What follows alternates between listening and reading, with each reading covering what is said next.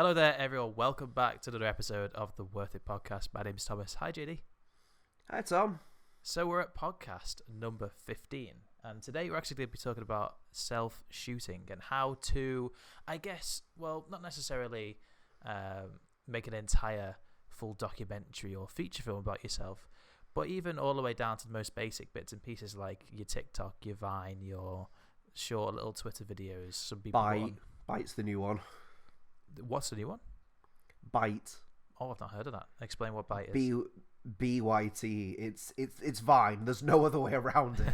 Even you can go and download the app on your phone, and the description literally says, "We know what we are. We're Vine coming back." Oh my gosh, that's amazing. And is it any good? Does it work? Yeah, no, it works fantastic. Oh my god! Wow. Okay, can't argue with that. You can't get copyright strikes from a company that's not there. That's very true. So yeah, let's start at the very bottom and I guess work our way up through the different levels of professional filmmaking, I guess, in a way. So obviously self-shooting is when you get your own camera, whatever that camera may be, and you point it towards yourself. You do all of the work to film and record whatever you're doing at that time. And now stripping it all away, making it the most basic form. If you had your own mobile phone that has a camera and you're able to record some length of video, then you may be able to put up some short content to the likes of, as you say, Vine when it was around, Byte, whatever this new Vine thing is, and of course also there is stuff like TikTok and there is stuff like I guess short Twitter moment stuff and Facebook video and all that jazz. There's loads of different ways and different places that you can put up very short video clips of yourself. Oh, including the likes of Snapchat as well. I completely forgot about Snapchat. But there's ways and means in which you can be, I guess, smart and utilize what you have around you in order to self-shoot a bit better. Have you ever done anything like that before, JD? Have you ever self-shot anything? Like I said, I've done like the Vines and Bytes and things, not TikTok. Yeah. But other than that, no. Like, I feel like I'm limited by the length of my arm, and it doesn't make for great camera angles. Yeah, that's right. Yeah, and as you say, it is all about that utilization of things around you. So length of your arm, as you said, or you could prop it up against like a shelf or a surface or something like that. Maybe if you're lucky enough to own a tripod, then there are like attachments and adapters you can get that can actually attach a phone onto a tripod instead. Like I've seen selfie sticks go around. Yeah, there is the selfie stick as well. Yeah, indeed.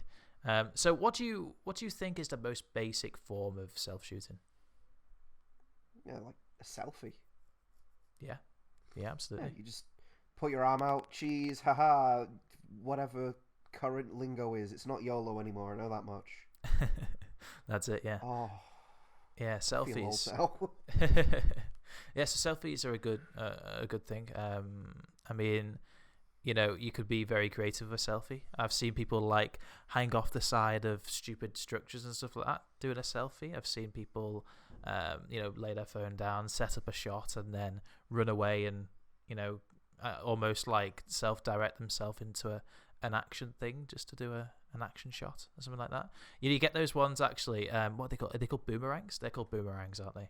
Where people are like run and jump into like a swimming pool, and as they jump in the air, it like boomerangs backwards and forwards between them, starting the jump and finishing a jump, and so on and so forth. Yeah. So that's like, I guess, the basic stripped out version of self-shooting. And then obviously if we step it up a notch a little bit further, if you have the likes of your own camera or you have your own camera tripod set up or anything like that, then of course if you're like a newly emerging actor, maybe you do your self-shot tapes, audition tapes and stuff, which are obviously, you sit in front of your camera, you look down the barrel of the lens and you say your piece to or whatever the description that the producer gives you at the time. I think that'd be daunting, to be honest. I've done something similar with like video calls, and then I've had to do a script for an audition via the video call. Yeah. And did it go well or anything? No, I didn't get the pass. But like recording it wise, they said it was good, like good quality and everything. So I was like, all right, well, I got that. Fair enough. Yeah. Well, I mean, So what? Explain what you did. Did you sit down in front of the camera and just go for it, or? Kind of the same thing that we do when we record the podcast. I sit down, I go connect via call, and the only difference is I don't turn the camera off. Fair enough. Yeah. So obviously you use your laptop camera for that one, I take it, or your whatever webcam you had at the time. Yeah, because I haven't had this laptop for a long time, really. Before it used to be, like you say, just prop your phone up and run away and then go, hi! Yeah, that's right. Yeah, absolutely. So, okay, yeah. I mean, I personally, I've never really been in that situation before, I guess, because I don't act. I never have done. But obviously, whenever I'm looking at people's self-tapes, whenever I'm looking at people's self-auditions or anything like that, the main thing I kind of look for is not really the setup. It's not really how the shot looks or the lighting looks or anything like that, because after all, they're actors, right? They don't expect to be in this massively professional, home-built studio just to record. No. Some people do expect it.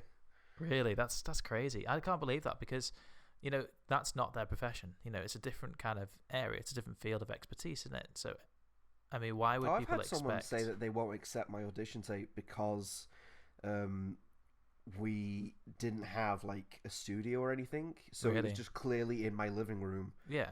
So like, no, use like a studio, use an empty room, and I was like, I don't have an empty room.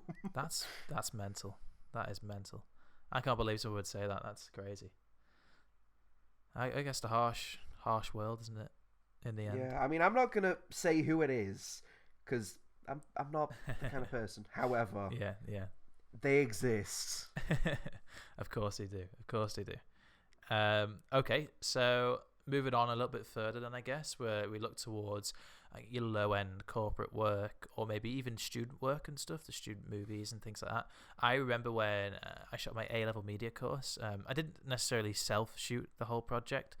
We had like a friend of mine and my partner for the actual A-level course, who was with me for the whole coursework project. We went out and we shot the entire thing. We mixed up all the jobs and all the roles because we didn't really know what was going on, or what specific roles there were in film or anything like that. So we just kind of filmed the project, I guess, in a way, and whatever it took, we just got it done in the end. And I guess when it comes to the likes of going to university and relying on solo projects, I found a lot of the time, when in uni especially, a lot of people really fancied doing and working solo rather than working in a team. I'm not too sure why, to be honest. What do you think, Jade? Would you prefer to work solo on a project, or would you prefer to work in like a group or a team? Oh gosh, no! I'd rather have a team. At least then, like, if I'm lost, I can turn to someone and say, "Do you know what we're doing?" Yeah. Kind of like how when we're working together now. Yeah. I wouldn't know what to do. I know I don't know what to do, but I wouldn't know what to. I've got no one to bounce off. You know when you make something and you turn around to somebody and go, "Hey, does this look okay?" Or "Does this need adjusting?" or something like that. You don't have that barrier. You don't have that bounce off anybody when you don't have a second opinion until you finished it and you send it off to a friend or relative and you're like, "What do you think?" Yeah, and they say, "I hated that," and you're like, "Oh, yeah." You just sat there going, "Well, too late." Yeah, absolutely. I think that's really tough in a way. Because I guess, in essence, working as a team and working as part of a group, and anyway, it kind of allows you to split the workload as well. If you're really struggling to do audio, to do camera, to do the offloads, to do the edit, to remember this, to remember that, to talk to the cast, to talk to the crew, well, not to talk to the crew for that matter. It's tough. It is really tough to have to cram in all of that information and try and offload that. It takes quite a special talent to get it right, I guess. I asked the same question, JD. Have you ever self-shot an entire project or anything like that? No, I can't think of anything. Like I say, outside of an audition, no. Yeah. See, I did maybe. I did one project, just the one. It was a short documentary about a park that was local to me. It was for university, and it was one of the only solo projects I ever took on. I absolutely hated it with a burning passion. I couldn't stand it, honestly. I couldn't deal with working on my own. And here I am now working with the likes of yourself and Ella, because starting up an entire company by myself wasn't going to go the best way. So it's scary. It's horrible. You want someone there to tell you, no, it's a good idea. Don't worry. That's it. Yeah. So with that being said, we move on just ever so slightly into a different form of self-shooting, and that is creating YouTube videos. So like right now, when as we start to develop over the next few months, as we start to speak towards the camera for the podcast, and we obviously make tutorial videos, we make the episodes of Look Closer, and they're all a form of self-shooting. We sit down, we set up the camera, set up the audio, set up the tripod, sit at a chair and speak. And that is, in essence, a massive form of self-shooting. A lot of YouTubers do it. In fact, I don't really think there's that many YouTubers that don't self-shoot, unless they're kind of like a bigger, larger company that hire in camera operators to operate on their either podcast or on their shows or whatever. A lot of YouTubers are just, I sit at home at my desk and I make a video every day, and that's it. Simple. And it can obviously vary. It can completely range from different types and styles of videos. Some people make tutorials like we do. Some people make gaming videos. They make hair and makeup tutorial videos. Reaction videos, yes. Some people vlog. There's loads of different types of self-shooting when it comes to YouTube, and I think YouTube is the biggest place where a solo creator or a solo content creator can actually thrive in a way, because it's so widely accepted as like a form or an art form. And it's a really nice spot to get started, isn't it? When you don't have the people who you don't really know with that many people, maybe, or are they just starting? You haven't got that many contacts or something like that. It's a great place to get started, isn't it? Or not even just to get started. Sometimes, like you say, if you're using like vlogs, it's a good way to keep records. It's a good way to make a little passion project on your own. Yeah, absolutely. So where we as a company are starting to have to get used to self-shooting a little bit more, and we're starting to have to get used to using kit by ourselves a little bit more, because obviously of the situation that we're in now, where everybody's in lockdown, everyone's at home, not doing much. It is a lot tougher to week actually something or other of lockdown. Yeah, week 5, I think. I thought it was 6. Oh no. Who knows? I don't know. But yeah, so obviously because we're in such a state of lockdown and nobody is actually going out to meet or going out to film and stuff like that, there's not that reliance on the person who knows what to do as such. There's always, it has to be you, and you have to do it. And I guess for me, necessarily, it's not too bad because I know quite a lot about tech. Has it been an issue for you at all? It has, because the first time you sat down and messaged me and said, hey, we're going to record the podcast during the lockdown, I started sweating because I thought, I don't know how to do any of this. Yeah. When we first sat down, I downloaded the software, Audacity, and then I pressed record. We finished the podcast. I was like, great, that was easy. And you went, okay, now export it as a WAV file. And I just went, what? Yeah. What's a WAV? Yeah. That's it. And a lot of the time, not just with yourself, even when we're trying to organise like family things, like we do something every single week with the family where we have like a game night, and it's every Sunday, and we invite all the family to like a Google Meet thing, and they all join in. We turn on all the cameras, and everybody plays a specific board game, and it's really good fun. But at the start, there was a lot of times where I had to just sit there and go, right, I need to call you individually and set up your audio and set up your microphone and stop this from happening and stop the echo and all that. I had to do loads of different like tech support stuff over the phone, just to try and get it right, to get it sorted before. It was a lot of effort and a lot of work around. And I think people in general, as like a broad scheme of things, are starting to learn a little bit more about technology and how it works and how video conferencing, video call and all that works. I guess, what's really quite funny is that we always look towards the gaming industry and gaming itself as like an addiction and a bad thing and all that jazz. Society doesn't really like it as such, but now look at us, the guys who stream. Before this lockdown, we had the World Health Organization saying how you can become addicted to gaming. It's a problem, we need to snuff it out. And now they're sat there going, it's probably one of the best pastimes during this time.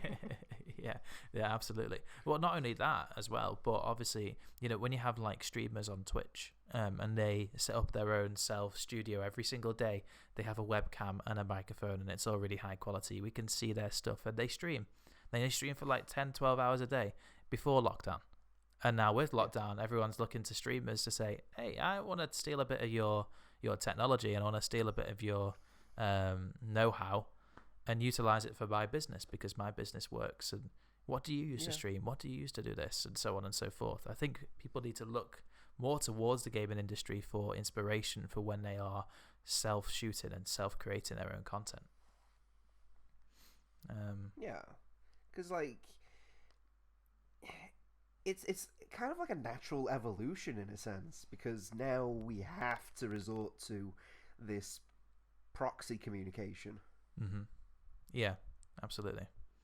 Do you find it strange having to sit so far away but still, talk to someone over a Skype call or whatever? No. I used to do this before, like, not the recording part, but I'd still talk to my family who live in North Wales, and meanwhile I'm here in Liverpool. But it's a big distance, so I just call them regularly. Fair enough. Yeah, I'm a very much a people person, so I like meeting up with people and talking to them, having a chat, going out for food and stuff like that. So it's been a learning curve for me, having to not see yourself, to not see Ella and that for such a long time. So yeah, man, I can't wait for it to all be over. Do you miss us? No. Oh. No, I'm messing. But yeah, so that is, I guess, self-shooting in a nutshell. And the biggest and most professional form of self-shooting is when you get to your solo shot documentaries and your news broadcasts. A lot of the time, it's like a solo presenter goes out into wherever they need to go to and self-shoots their entire project. So there's a lot of tech involved. There's a lot of planning and pre-production involved for that. And there's obviously some really high quality kit that allows you to self-shoot. You got your shutter clickers and stuff like that allow you to record the stuff early before, whilst you stood there, so you don't have to press record, then run into frame dead quick and then start recording. But I guess even then, you can make something that's really, really professional quality and still use the very, very basic stuff that we talked about right at the start of the podcast. So like your mobile phone. And your basic 30-second clips. You can like grab a bunch of 30-second clips and compile them into like what could look like a short film, quite very easily as well. And not only that, you can also plug your phone into a computer and edit it professionally. So therefore, you can always cut around any stuff that you want to cut around. I think a lot of the time there's a common misconception with self-shooting stuff that it's very clunky and very amateurish, whereas in reality, as long as you take your time with the project and you do the same process that you would do when making a full short film with an entire crew, then you can make just as good stuff. But obviously, there's that essence of time, and time is obviously not in favour for anyone. Normally it's not, but currently with the lockdown, that kind of project is quite, what would the word be, encouraged, because we're all looking for things to do while we wait for the lockdown to be lifted, or even less restrictive. Yeah, that's right. Yeah. God, I miss McDonald's. Don't we all, man? Don't we all? And speaking of which, not speaking of McDonald's, but speaking of looking for things to do during lockdown, we are actually going to be launching a new series this weekend. So obviously, something that I want to add to the podcast is a little section where we talk about what Worthit's going to be doing and what we have done, of course, obviously, in the past. What we have done really is kind of the essence of the entire show. The show is about what we learn within the past couple of weeks that we've been creating films and creating content, whereas now it's been a bit more difficult. Obviously, we have to make up topics on the spot because we haven't been filming at all, so we can't really learn anything if we're not filming. But so that's by the by. But something that I actually want to add in towards the end of each episode is looking forward and what we are going to be doing over the next few weeks or next month or whatever. So we are actually going to be releasing a new series. I think it's either Friday, Saturday, or Sunday. It's one of the days. I can't remember. But yeah, we are going to be having a look at a full how to create either video content, documentary content, short film content, whatever you want to create, using just your mobile phone and nothing else. So the most basic of basic stuff. If you don't have a camera on you, you don't have any editing software, you don't have anything like that, then I really do heavily suggest that you come and check out those videos, because we'll be doing from a very beginner's course on how to do all that stuff, and it should be really interesting. I really do hope you enjoy the stuff that comes along with that. I'm sure I'll be using it to learn to do my own job. Yeah, that's right. Yeah, I expect a short film from you, JD, by the end of May. I mean, that depends how good the episodes are, Tom. Yeah, that's it. Yeah. So yeah, that tutorial series will be starting on the weekend. It'll be coming up every Tuesday and I think every Friday after that. So it'll be 2 episodes a week, and we're going to try and fly through the course, and hopefully you'll learn a thing or two. The opening episode is going to be like a summary of what you must include whenever you're making any kind of film or any kind of content, regardless of the kit that you have. And then after that, we're going to deep dive into each little particular section of how to make films on your mobile phone. So yeah, that's what's coming up. Exciting. Something nice and exciting indeed. And I can't wait to share it with you all. So that is it for the end of this episode of the Worthit podcast. Obviously, we'll be back next Wednesday. Yes, JD's going to go back to bed too. No, but yes, we'll be back next Wednesday with another episode. I don't know what we're talking about just yet, but we'll decide whenever the hell we get to it.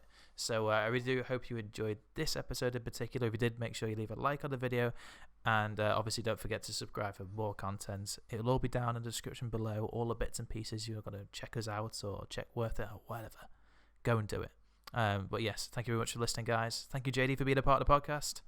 Thanks for having me as always. No problem at all, and I'll speak to you all next week. See ya.